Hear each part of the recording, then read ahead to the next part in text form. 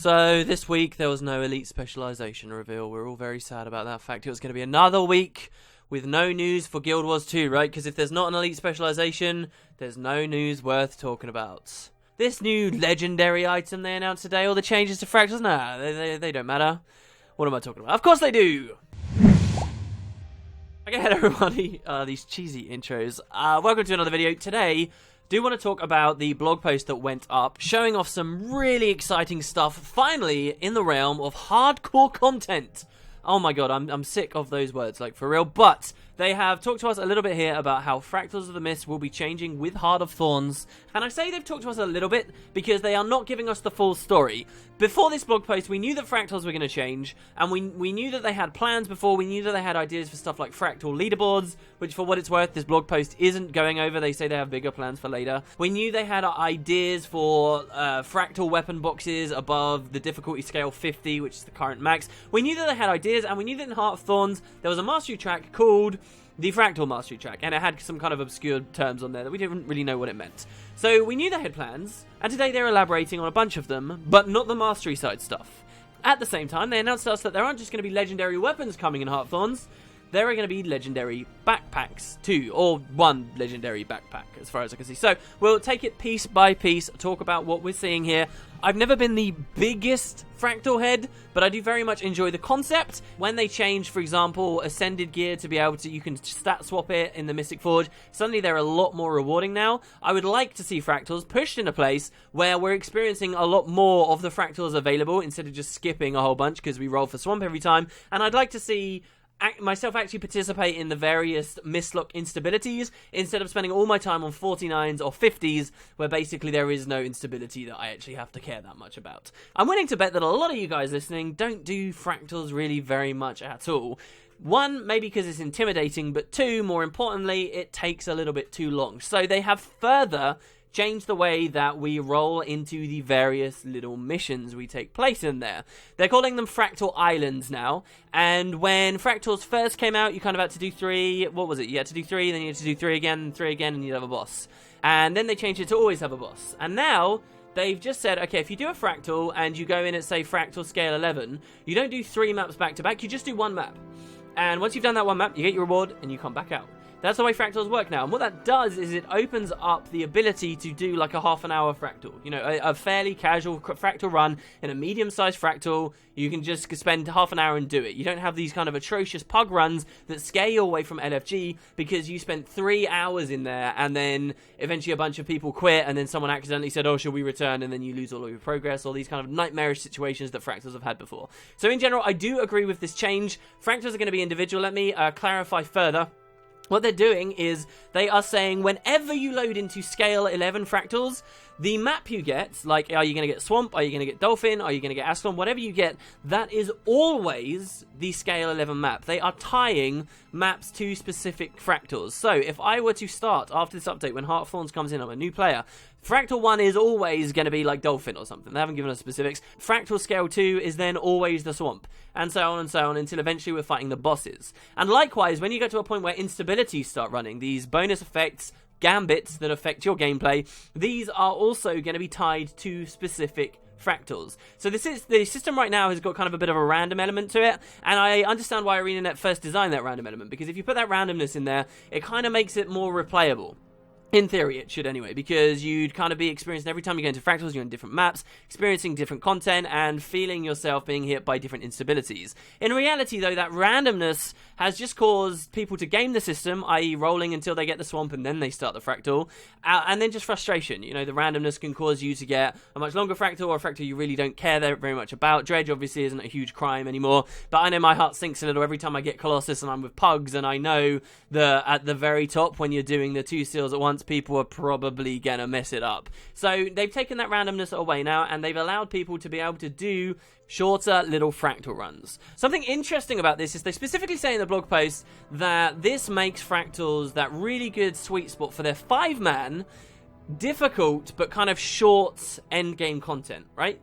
And I think the reason that they're doing this, specifically making Fractals able to be completed quicker, is because they're making room for some other hardcore, difficult content as they've explained to us elsewhere in Heart of Thorns, and they didn't like the thought that they had Fractals, which was this really difficult content that would take ages for people to be able to complete, and they would have like this new format too. Instead, what they're trying to do is have different types of difficult content so they can kind of appeal to everyone. If you like the raid style thing where you spend like hours in one instance and you get to this scary boss at the end and there's loads of tension because you might die and get kicked out, that's probably going to be the new type of content they want. But if you like difficult and engaging stuff that promotes a wide variety of builds and team coordination, but that doesn't take forever to do, then Fractals are your answer. So that is exactly why I think they've changed this. They wanted to push it more into that shorter little experience. I'm guessing that they think, unless they tell us something more in the future, that dungeons are kind of just a write-off at this point.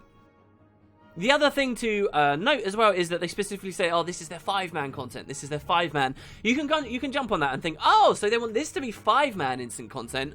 Does that mean that they want bigger than 5-man instance content? I think that could be something we'll see. You know, we're hearing about this idea of raids a lot. A lot of people, I personally don't think it has to have lots of players to be a raid, but a lot of people do think lots of players when they hear the word raid, and I think it's very likely we could see ArenaNet indulge themselves in a bit of 10-man or 8-man or 15-man maybe pushing it instance content. I'm a little hesitant to really ask for that because I think that the game can get very spammy and Zerg gameplay really doesn't interest me that much, and to me, when you got 15 people around you, if you're all like in one big stack DPSing one thing, it does feel kind of Zergy. But the wording of this article, the fact that we know guild halls are going to be claimed in an instance by a group of people that is more than 5 players, it certainly seems to point to they want short, difficult, 5-man stuff, Fractals, and then this other thing, whatever else that can be. And that's, you can kind of get from reading between the lines. It was, for what it's worth as well, at the bottom of the post, absolutely specified that this isn't the super hardcore content that Colin was talking about on stage at PAX South.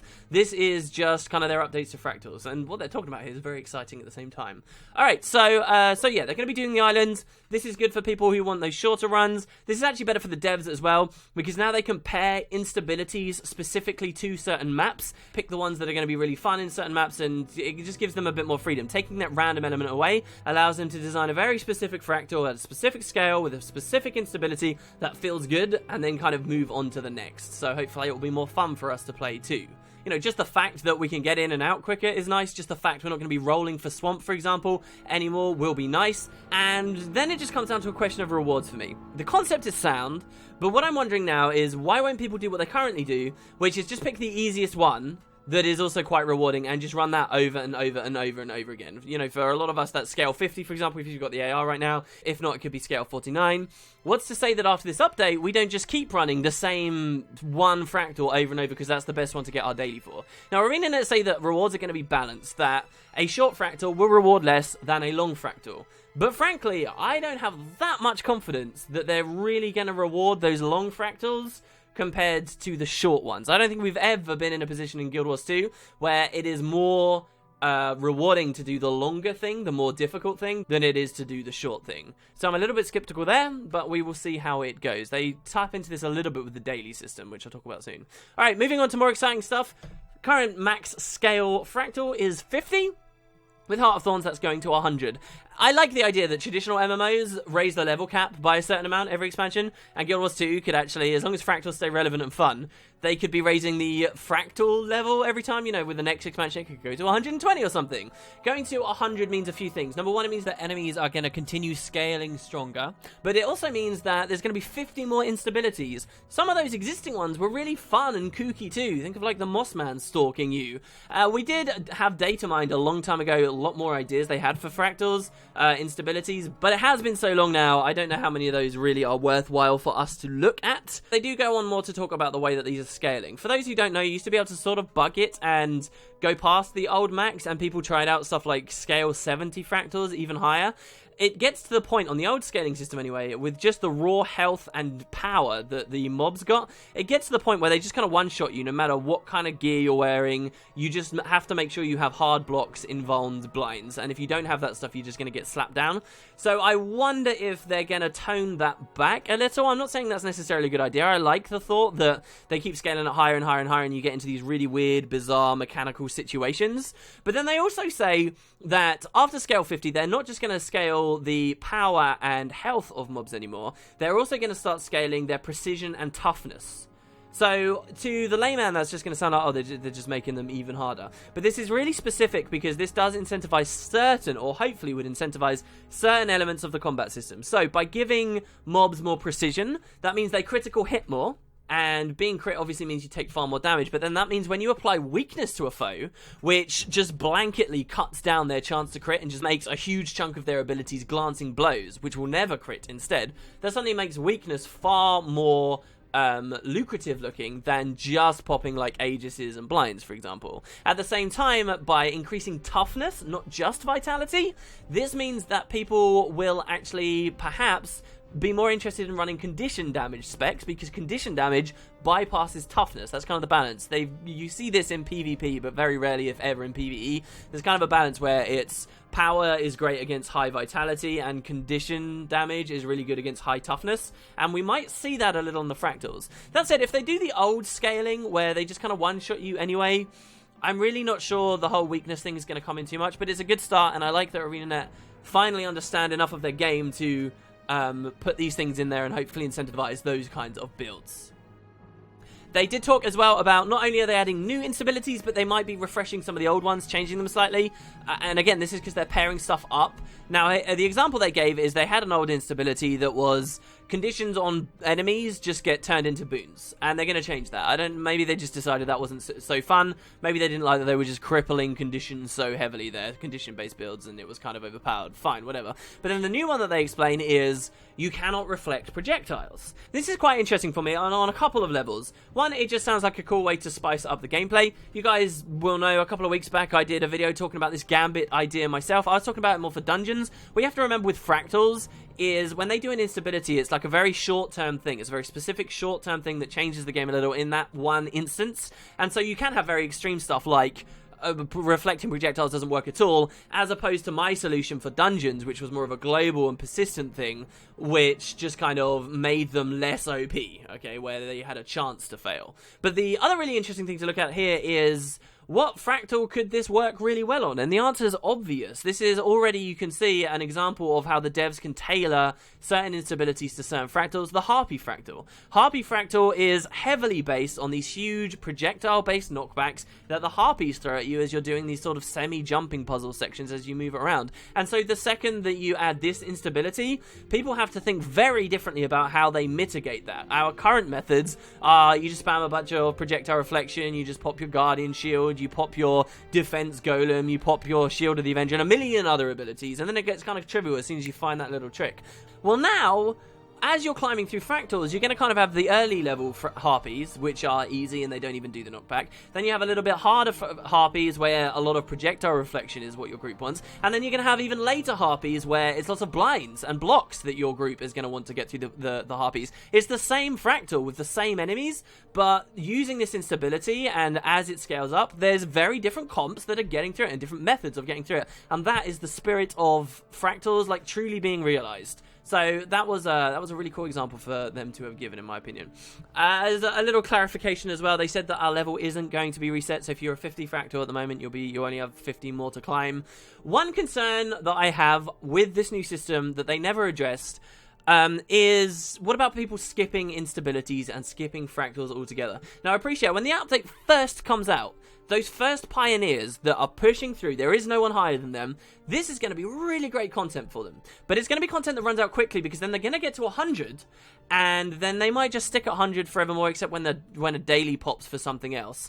But my main concern is that then once you have a base of people who are at 100, and say 100's easy enough that people do want to do it daily, and your average people can do it daily, which I hope we're not in that situation. But let's say it is.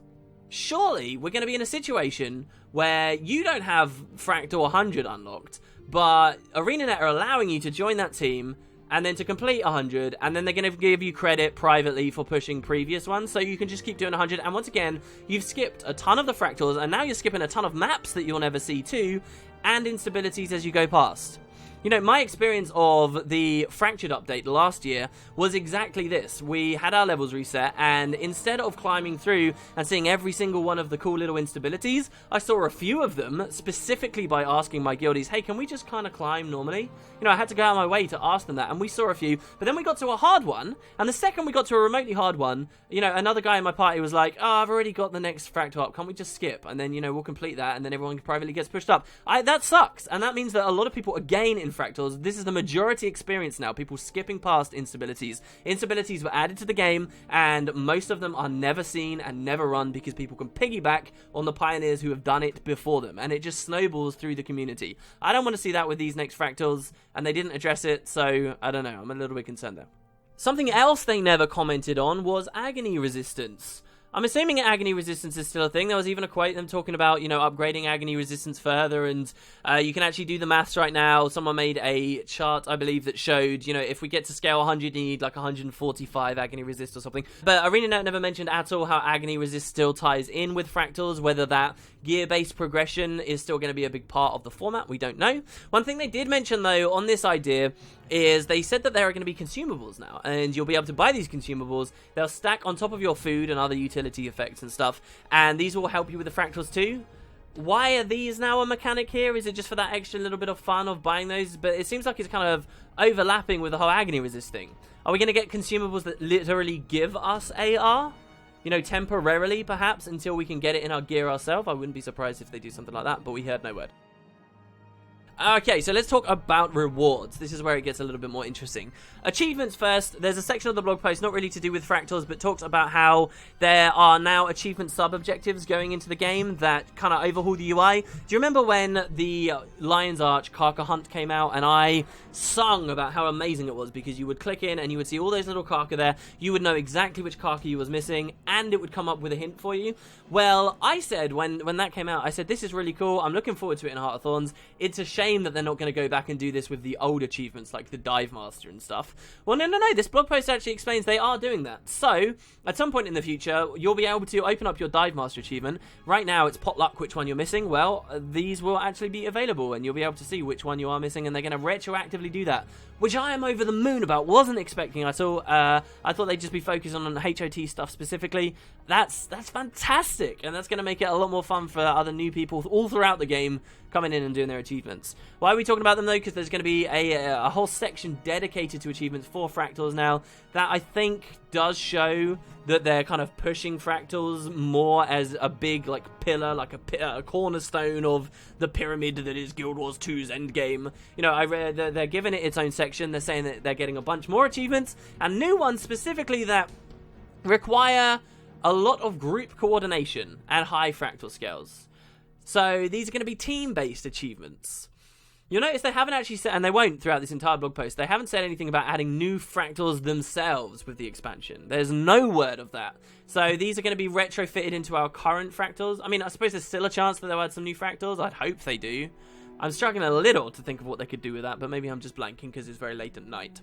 There is more than just achievements coming, though. The way dailies are working is there's going to be 3 different dailies you can get for Fractals, just like at the moment. There's going to be kind of a noob Fractal daily, which is, so you get a chest at that point, and it's going to be from scales 1 to 20. Then 21 to 50 is kind of your mid-range daily, and then there's going to just be like a 51 plus. And depending on which one you do, you get different rewards. So it's probably like Ascended Rings and stuff for the low one, Fractal Weapons for the mid one, and then a new type of Fractal Weapons. Look at the screen right now for the high one. Oh yeah, look at these golden Fractal Weapons. Yes! So they're changing the original Fractal Weapons too. Basically, once you get to scale 50 above, you can go to the buy vendor in Heart of the Mists, and you'll be able to trade for any of the other Fractal Weapons, the original ones. There will be a collection for getting all of them. I presume there's a collection for the golden Fractal Weapons too. But the golden Fractal Weapons, in order to get these, they still drop like RNG-wise, like the current Fractal Weapons. But, so that it's not such a nightmare to finish off your whole collection, the same method that they used to allow us to stat swap Ascended Gear in the Mystic Forge will be used for the golden Fractal Weapons. So, to lay it out for you guys, let's say I do a scale 73 Fractal of the Mists on Tuesday. I get a golden fractal spear, because I'm just that lucky. Cool. I unlock it or whatever, maybe it goes into a collection. Then, on Wednesday, I run Fractal 74, and I get another fractal weapon, but it's also a golden fractal spear, and I don't need that second spear. So then what you do is you take that spear to the Mystic Forge with a couple of other items, and you toss them in, and then you can get out, you can transform that spear into one of the other golden fractal weapons of your choice. And so you still need to get the full, like, 13 drops or whatever it is, but it doesn't matter so much exactly which weapon it is. So that's great, and that's a lot of quality of life, that fixes a lot of the issues that people have. There was no word on the Fractal Tonic, which of course is one of the most exciting drops in the game, of course. Very, very rare, can only drop in the Fractals. I don't know if we're going to have an equivalent of that for like Fractal 100, that would be pretty cool. Beyond the Fractal weapons, you now get a Fractal lockbox at the end of each Fractal, and open this up can get you a variety of things. Ascended Aqua Breathers are coming in the game. Oh yes! That is the last bit of gear I need to completely max this out. I'm very excited about that. So those will be coming. There's going to be some new minis that you can upgrade, a lot like the PvP llamas we were talking about in a previous video. High-level mats, and they say other rewards will be coming from those. This moves us on to, again, it only seems vaguely related. Make no mistake, what I'm about to talk about isn't only acquired through Fractals of the Mist, okay? It is absolutely something you have to go all around Tyria, in the Fractals and out, to manage to get. But these are legendary back pieces. Oh yes, so we had heard about this. ArenaNet had said a long time ago that they were looking at the idea of other legendary stuff. You know, they were looking at the idea of legendary rings, even we talked about before, and they could end up having skins and stuff. We know that they've been playing with that idea. You've got stuff like the Queen Bee. These are trinkets that affect you physically, right? They affect your skin, even though there is no physical ring on your character. So they've been playing with this kind of stuff. But what they're doing for Heart of Thorns is there's a full new set of legendary weapons coming, and there's the option to create a legendary back piece. Do you remember those new backpacks that they added for all the crafting disciplines a while ago with the Chinese release? Sounds a bit like that for the armor smithing one specifically. So armor smith, tailorer, and leatherworker. These will allow you to slowly craft up yourself a precursor back piece. And then that precursor back piece you can then move to legendary form in a similar way to what we've seen for the other legendaries, like through a long series of collections and tasks you have to do all around Tyria. They say that the final step for the legendary back piece, and if you look at the image of it, if this is indeed what we're seeing, it looks an awful lot like the Fractal back piece, okay? And they say that the final step is called Ad Infinitum, but they don't want to talk to us about that just yet. That ties into other stuff to do with Heart of Thorns, that ties into masteries, and all they can say is that it's just going to require collecting stuff all over Tyria. So we still don't have the full picture, but we've got a much better idea of what they were doing with Fractals now, and what one of your ultimate rewards will be. Don't forget, a legendary isn't just going to be a really fancy skin. A legendary item is going to allow you to stat swap it too. And this is big news. Again, this is the kind of thing I could have imagined them telling us on the initial trailer. Last of all, to mention is salvaging. Remember all these ascended rings? They constantly tell us, don't get rid of your rings, don't get rid of your rings, we're going to have something for them. So one more thing you can buy once this update goes out is you'll be able to buy an ascended salvage kit, and this will allow you to salvage ascended items. You can salvage weapons and armor and stuff, and you'll get different items depending on what you salvage. But from salvaging these things, such as all your spare rings, you got a chance to get dark energy. Alright, so you remember how you can get dark matter rarely from salvaging exotic stuff? We can get dark energy from salvaging ascended stuff. So you got dark matter and dark energy. The nerd inside me is very happy about this fact. Dark energy is a core component in creating legendary stuff, both weapons and the back piece included. So we know that much about legendary crafting at least. And that's pretty good incentive now, combined with the stat swapping stuff, to run a lot of Fractals now, because whether you get a ring or anything, rings and all that spare stuff, that all means dark energy for you, and that means getting a head start on creating a Gen 2 legendary before the expansion even comes out. Whew. So there you go, guys. That was the post today. It was a big one, right? But hopefully I managed to explain that to you well enough. I think it's exciting. I'm glad to hear some talk on this topic already. Just the sheer announcement that there's going to be another tougher legendary is enough to get me pretty excited. And yeah, none of this is actually related to the difficult stuff that they also have planned. Colin told us about a long time ago. I'm very happy that ArenaNet put that disclaimer on the blog post, because otherwise you'd have people running around saying, oh, there's not going to be anything I actually want. They're not adding raids. They're just upgrading Fractals. No. This is just like something else. So I'm happy. I like the thought of where PvE endgame could be for Guild Wars 2. I'm still very sad that dungeons are going to be neglected. I'm not actually of the mindset that, oh, they're bad and we've been running for ages, so let's just leave them. I really don't like that. I think they're shoddy and I think they need to be improved. But hey, many more expansions to come, right? Thanks, guys. Hope you have a great day. Let me know what you think, and I'll see you tomorrow.